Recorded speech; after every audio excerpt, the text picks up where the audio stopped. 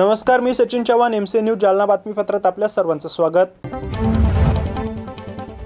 या बातमीपत्राचे प्रायोजक आहेत संजीवनी मल्टी स्पेशालिटी हॉस्पिटल। आपल्या आरोग्याची Sanjeevani, the skill to heal, the spirit to care. Gyan Sanjeevani foundation school शैक्षणिक वर्ष 2026-27 साठी प्रवेश सुरू।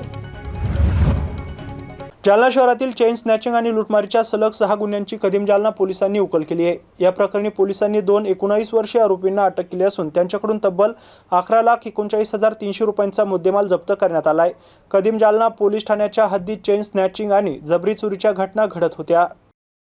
या गुन्ह्यांचा तपास करून आरोपींना जेरबंद करण्याच्या सूचना पोलीस अधीक्षक यांनी पोलीस पथकाला दिल्या होत्या। त्यानुसार कदीम जालना पोलिसांच्या तपास पथकाने कारवाई करत 2 आरोपींना ताब्यात घेतले। त्यांच्या चौकशीत कदीम जालना पोलीस ठाण्यात दाखल असलेल्या 5 चेन स्नॅचिंग आणि एका जबरी चोरीच्या अशा एकूण 6 गुन्ह्यांची उकल झाली आहे। या कारवाईत पोलिसांनी आरोपींकडून सोन्याचे दागिने, 2 मोबाईल फोन आणि गुन्ह्यात वापरलेली बजाज डिस्कवर मोटरसायकल जप्त केली आहे। जवळपास अंदाजे 11,39,300 रुपयांचा मुद्देमाल पोलिसांनी जप्त केलाय। या प्रकरणी आदित्य सुरेश पोखरे आणि अरुण दगडू वाघचौरे या 2 आरोपींना जालना पोलिसांनी अटक केली आहे। दोनही आरोपी सध्या पोलीस कोठडीत असून त्यांनी इतर पोलीस ठाण्यांच्या हद्दीतही अशाच प्रकारचे गुन्हे केले आहेत का याचा शोध पोलिसांकडून सुरू आहे। काही दिवसापूर्वी एक चेन स्नॅचिंगची घटना घडलेली होती। त्याच्यामध्ये कदीम जालना पोलीस स्टेशनला गुन्हा दाखल झाला होता आणि त्याच्यानंतर तपास करताना आम्ही 2 आरोपी आमचे ताब्यात घेतले होते आणि त्यांच्यातून पूर्ण वर्षभरात मध्ये जालना शहरातला 6 गुन्हे, जे की 5 गुन्हे चेन स्नॅचिंगचे आहेत आणि एक गुन्हा जबरी चोरीचा होता, ते उघड केलेले आहेत। या 2 आरोपीकडून आम्ही टोटल 70 ग्राम ज्वेलरी दागिने जप्त केले आहेत आणि त्याच्यासोबत त्यांचे मोबाईल फोन आणि गुन्ह्यात मध्ये वापरले मोटरसायकल पण जप्त केलेले। या गुन्ह्यामध्ये कारवाई करण्याचे जे काही तपास पथक होता त्याच्यामध्ये एसडीपीओ जालना सिटी आनंद कुलकर्णी आणि त्याच्या सोबत कदीम जालना पोलीस स्टेशनचे प्रभारी अधिकारी जनार्दन शेवाले आणि पोलीस स्टेशनचे लोक PSI Dinkar More, head constable Sachin Chaudhari, Sadanand Rathod, Dhananjay Kawale, Mateen Shaikh, Imran Khan, Dilip Gaikwad, Sadashiv Mutkule यांनी हे पूर्ण तपास करून 6 गुन्हे उघडकीस आणले आहेत। उपमुख्यमंत्री सुनेत्रा पवार यांच्याबाबत काँग्रेसकडून करण्यात आलेल्या कथित आक्षेपार्ह वक्तव्याचे पडसाद आता जालन्यात देखील उमटू लागले आहेत। काँग्रेसचे प्रदेशाध्यक्ष हर्षवर्धन सपकाळ यांच्या निषेधार्थ राष्ट्रवादी काँग्रेसच्या अजित पवार गटाने जालन्यात आंदोलन करत त्यांच्या छायाचित्राला जोडे मारून निषेध व्यक्त केलाय। यावेळी सपकाळ यांनी जाहीर माफी मागावी, अन्यथा काँग्रेस कार्यालयात घुसून आंदोलन छेडण्याचा इशारा राष्ट्रवादीचे जिल्हाध्यक्ष अरविंद चव्हाण यांनी दिलाय।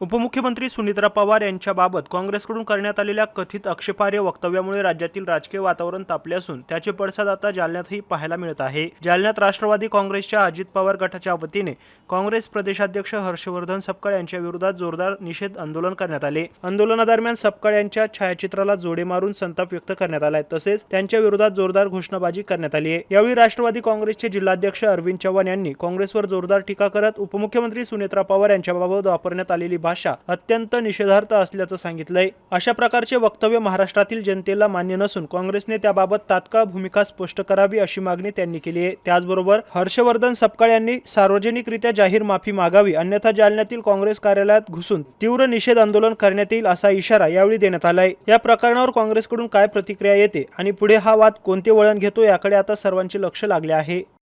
काँग्रेस पक्षाचे महाराष्ट्राचे अध्यक्ष हर्षवर्धन पाटील सपकाळ यांनी आमच्या नेत्या राष्ट्रवादीच्या उपमुख्यमंत्री, पहिल्या महिला उपमुख्यमंत्री यांना गुंगी गुडिया म्हणून जे हिणवलं ते अतिशय घृणास्पद आहे।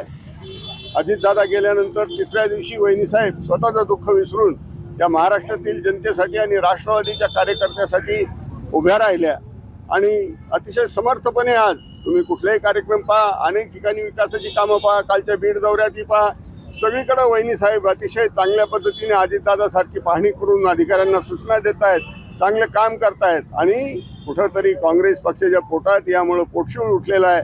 त्यामुळे काँग्रेस पक्ष वहिनी साहेबावरती टीका करून स्वतःच हसं करून घेत आहे. हे निश्चित पद्धतीनं आम्ही सर्व राष्ट्रवादीचे कार्यकर्ते, महिला कार्यकर्त्या सर्वजण आम्ही हर्षवर्धन पाटील सपकाळ आणि काँग्रेस पक्षाचा धिक्कार करतो आणि हर्षवर्धन पाटलांनी राष्ट्रवादी काँग्रेसची नव्हे तर सुनेत्रा वहिनीचीही माफी मागावी अशी आम्ही मागणी करीत आहोत. यापुढचं जर तसं झालं नाही तर या ठिकाणच्या काँग्रेस पक्षाच्या कार्यालयात घुसून आम्ही ही मागणी करू, एवढंच या निमित्तानं सांगतो. जालना जिल्हा मध्यवर्ती बँकेच्या अध्यक्षपदी राहुल लोणीकर यांची बिनविरोध निवड झाली आहे. त्यामुळं निवडणुकीत ठरल्याप्रमाणे जिल्हा मध्यवर्ती बँकेवर भाजपाचे अध्यक्ष निवडून आले आहेत.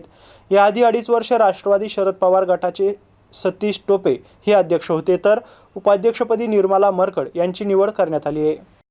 जालना जिल्हा मध्यवर्ती बँकेच्या अध्यक्षपदी भाजपाचे युवा नेते राहुल लोणीकर यांची बिनविरोध निवड करण्यात आली आहे. निवडणुकीत ठरल्याप्रमाणे 2.5 वर्षानंतर जिल्हा बँकेचा अध्यक्ष भाजपाचा झाला असून याआधी राष्ट्रवादी शरद पवार गटाचे सतीश टोपे 2.5 वर्ष अध्यक्ष होते. आज विशेष सभा घेऊन जिल्हा मध्यवर्ती बँकेच्या अध्यक्षपदी भाजपाचे युवा नेते राहुल लोणीकर यांची बिनविरोध निवड करण्यात आली आहे, तर उपाध्यक्षपदी निर्मला मरकड यांची निवड करण्यात आली आहे. दरम्यान डबघाईला आलेल्या बँकेला प्रगतीवर नेणार असल्याचा विश्वास यावेळी राहुल लोणीकर यांनी व्यक्त केला आहे. गेले अनेक वर्ष ही निवडणूक बिनविरोध पार पाडण्याचं काम आमच्या जिल्ह्यातील सर्व पक्षीय नेत्यांनी पार पाडलेलं आहे आणि बँकेमध्ये कुठल्याही प्रकारचं राजकारण न आणता शेतकऱ्याच्या हिताचे निर्णय आम्ही सतत घेतलेले आहेत. मागची निवडणूकही बिनविरोध झाली होती.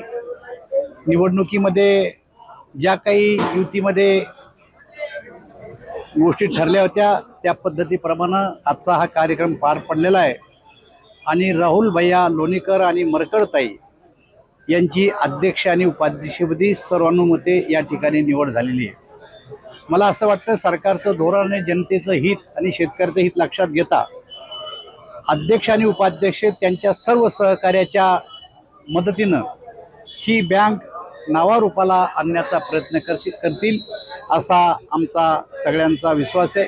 जालना जिल्हा मध्यवर्ती बँकेच्या अध्यक्षपदावर भारतीय जनता पक्षाचे राहुल बबनराव लोणीकर यांची बिनविरोध नियुक्ती झाल्यानंतर जालना जिल्ह्याच्या राजकारणाची सूत्रे आम्ही युवकांच्या हाती देत आहोत असं आमदार अर्जुनराव खोतकर यांनी जाहीर केलंय. तर यापूर्वीच माजी केंद्रीय मंत्री रावसाहेब पाटील दानवे यांनी संतोष दानवे यांना आमदार करून नव्या पर्वाची सुरुवात केली असं देखील ते यावेळी म्हणाले आहेत. पाहूया. या ठिकाणी घेतलेला आहे, या निर्णयाचं स्वागत असं आहे. आता तुम्ही याच्यातून एक गोष्ट घ्या, आम्ही सूत्र आता युवकाकडे द्यायला सुरुवात झालेली आहे. बबनराव याची सुरुवात रावसाहेब पाटील दानवेने अगोदरच केलेली आहे. संतोष पाटलाकडे देऊन आता बबनरावनी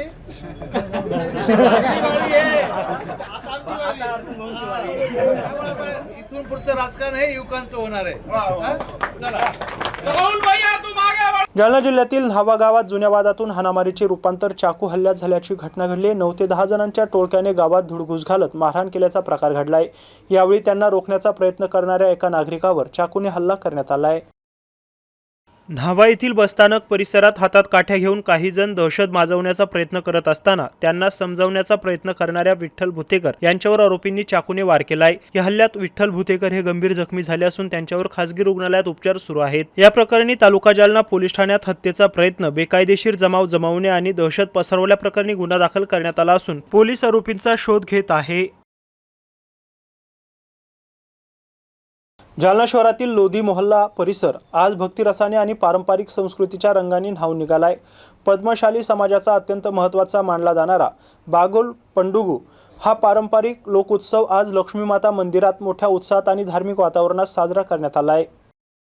श्रद्धा, संस्कृती आणि सामाजिक ऐक्याचा संगम ठरलेल्या या उत्सवाला मोठ्या संख्येने समाज बांधव उपस्थित होते. जालना शहरातील लोधी मोहल्ला परिसरात असलेल्या लक्ष्मीमाता मंदिरात आज सकाळपासूनच भक्तांची मोठी गर्दी पाहायला मिळाली आहे.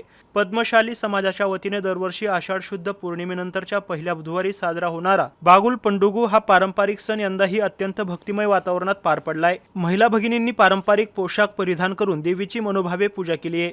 देवीच्या चरणी पाणी अर्पण करत संपूर्ण समाजाच्या कल्याणासाठी शेतकऱ्यांना भरघोस पाऊस पडावा, शेतीला चांगले उत्पादन मिळावे, हंगामी आजारांपासून सर्वांचे संरक्षण व्हावे आणि प्रत्येक कुटुंब सुखी समृद्ध राहावे अशी भावना आणि प्रार्थना त्यांनी व्यक्त केली आहे। यावेळी मंदिर परिसरात दिवसभर भक्तिमय वातावरण पाहायला मिळालंय। लहानांपासून ज्येष्ठांपर्यंत सर्वांनी या उत्साहात सहभाग घेत परंपरेचा वारसा जपलाय। श्रद्धा, संस्कृती आणि समाज एकतेचे दर्शन घडवणारा बागुल पंडुगू उत्सव पुन्हा एकदा जालन्यातील पद्मशाली समाजाची संस्कृतीची ओळख अधोरेखित करत होता। याबरोबरच हे बातमीपत्र इथं संपलंय। पुन्हा भेटूया पुढील बातमीपत्रात। तोपर्यंत पाहत राहा MC न्यूज जालना। नमस्कार।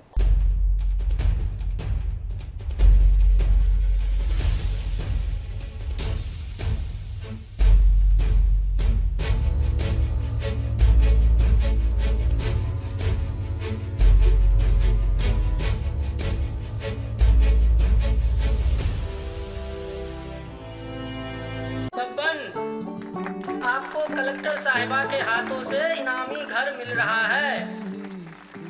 आपका घर बहुत सुंदर होगा ना? अरे नहीं बेटा, हम तो बहुत छोटे आदमी हैं। चाचू डोंट वरी, मैं बड़ी होकर आपके लिए और सबके लिए मजबूत और सुंदर घर बना के दूंगी। कालिका सरिया लाना मत भूलना। कालिका TMT सरिया कंक्रीट से करे मजबूत जोड़ और भूकंप, जंग, आग से लड़कर घर को दे दीर्घायु। कालिका सरिया मैं भूली नहीं। बेटिया आप कलेक्टर। कालिका TMT, फैसला जो मजबूत हो। संजीवनी मल्टी स्पेशालिटी हॉस्पिटल, ऋषी पार्क, अंबर चौफुली, जालना।